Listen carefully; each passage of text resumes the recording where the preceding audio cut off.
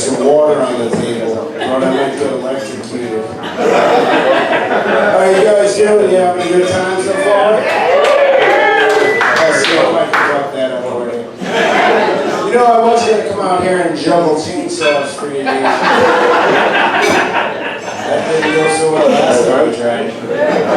And even with that joke, when I used it for an audition for America's Got Talent, but back then, they didn't have a lot of comedians auditioning. I only make this assumption because they suddenly were called ballet dancers. So it was a bunch of little ballerinas and me. So this will go good. And I knew I was immediately doomed when I walked up because 3 of the little girls immediately started crying at the sight of me. And one of them looked at her mother and she was like, Mom, it's the boogie man. And I got excited. I'm like, where? Where is he? Oh, it's me. Shit, sorry. And the moms are looking at me all pissed off, like, I did something. You're sensitive, Sally's got a problem with it.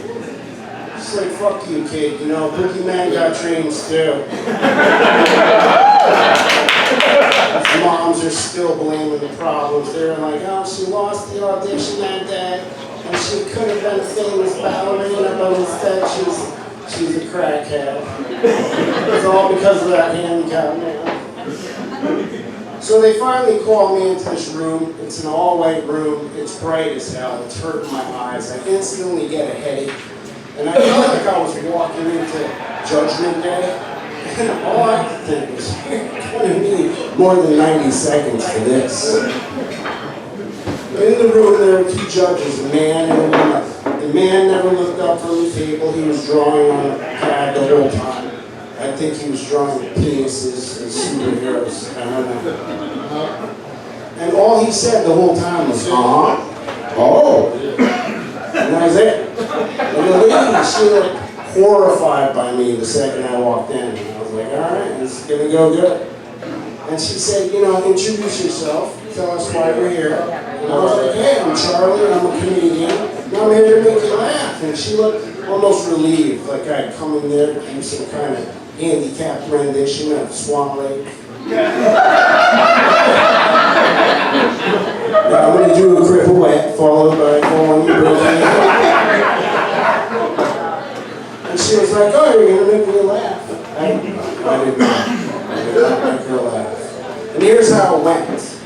She said, whenever you're ready, just start your audition. And I was excited, so I jumped right in. And I was like, hey, I was going to juggle chainsaws for your music, but that didn't go too well last time I tried it. And the guy was like, yeah, because he was on Aquacock by now.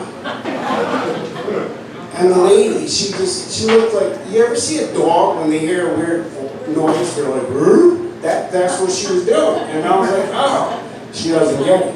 So I did this. I was like, huh?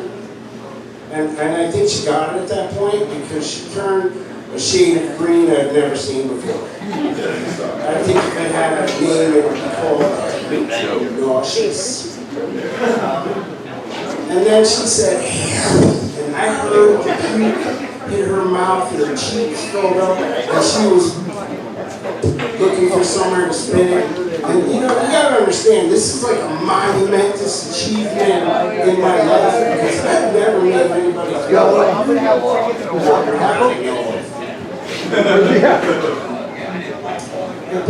thought it was funny, so I laughed. Then my brain kicked in and I was like, oh, you blew it. Because I did. They never called me back.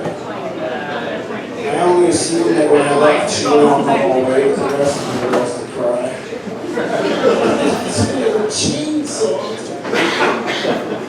And you know, it was at that point that I realized that I'm probably not family-friendly entertainment. I mean, like, if I rolled out on your TV in a wheelchair, like all normal, and the kid was like, Mommy, why is he in a wheelchair? You'd be like, well, you know, his legs don't work, or he's lazy. Whatever point, it's just how he rolls. That's a wheelchair joke. But if I come out on TV, the kid's going to be like, Mommy, what the hell? You're going to be like, that's about 5 years of therapy bills and a lifetime of allowance. Good job, all the time. We all died. It was good. So I gotta tell you, I don't have much coffee because I heard all the things that make me, so I gotta have a good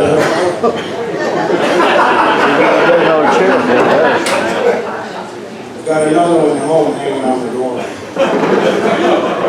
It's not true, I don't have one. I do, Connie. I live in a camper with my cats.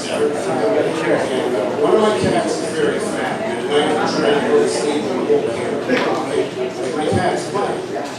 And it sounds like there's elephants playing with the kid. It's insane.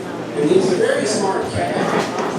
Until it comes to shit, he can't seem to figure out how to bury his own turds. He just sits there and scratches at the side of the house for 5 minutes until I bury him.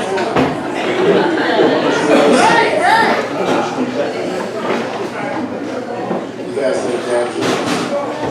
I don't have a dad, he died.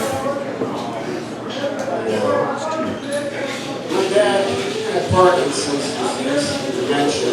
I know you're like, how's this going to get funny? We'll get there. My dad was in a rehab, and I visited him every day, which was awesome. I spent a lot of time with my dad, and the fun part was that he had dementia. He had no idea who the fuck his wife was, but he didn't know I was. Poor, she was a bitch. And one day I came in, there was a husband and a wife that worked as nurses in his ward, and the husband walked up to me and he was like, "We gotta have a word about your dad." And I was like, "Okay, what's the matter with my father?" And he was like, "Your dad is showing his red penis to all the nurses." And I was like, "And? Well, you need to have a word with him." And I was like, "What? I'm not gonna have a talk with my dad about his bone." So I'm in the room and he's just sitting there watching TV, and I was like, "Hey Dad, what's up?" I heard your shit in your home today.